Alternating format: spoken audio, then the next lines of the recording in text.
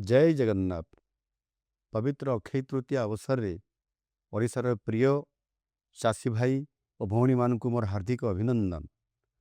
माँ महालक्ष्मी आपण मान भंडार को अक्षय रखंतु। आम ओडिशार अर्थनीति और समृद्धिर मूल शक्ति होउछंती आमर कृषक समाज। आपण मानकर अक्लांत परिश्रम और निष्ठा द्वारा आम राज्य उन्नति पथरे आगे चली। आपण मानकर उन्नति रे राज्यर प्रगति। यही परिप्रेक्षी रे डिजिटल कृषि परिकल्पना अधीन रे कृषक रजिस्ट्री पंजीकरण कार्य आरंभ करा जायछि। यह माध्यम रे प्रत्येक चाषींकर सठिक तथ्य डिजिटल भाव संग्रह करा जाउछि एवं विभिन्न सरकारी सहायता स्वच्छ भाव में सीधासलख आपण पाखक पहुँचाइबार लक्ष्य नहीं कार्यकारी करा जाउछि। पीएम किसान सीएम किसान सहायता राशि पाइबा सार क्रय और अन्यान्य योजनार सुविधा पाइबा निमंते कृषक रजिस्ट्री रे पंजीकरण करने आवश्यक।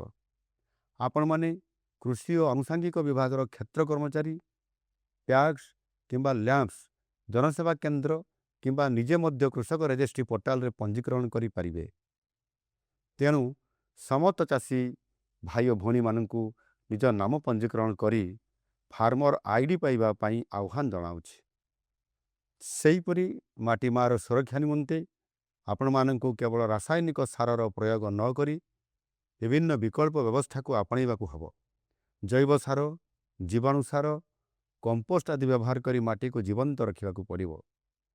केवल धान चाष न करी विभिन्न प्रकारर फसल चाष करने द्वारा मूर्तिका स्वास्थ्य उन्नति आसी थाए।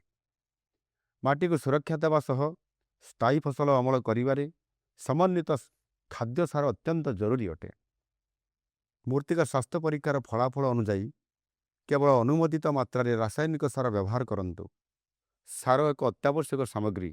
आपण माने अधिकृत विक्रेतांक ठारू आधार और ओटीपी माध्यम रे निज जमी और फसल पाई आवश्यक परिमाणर सार किणंतु।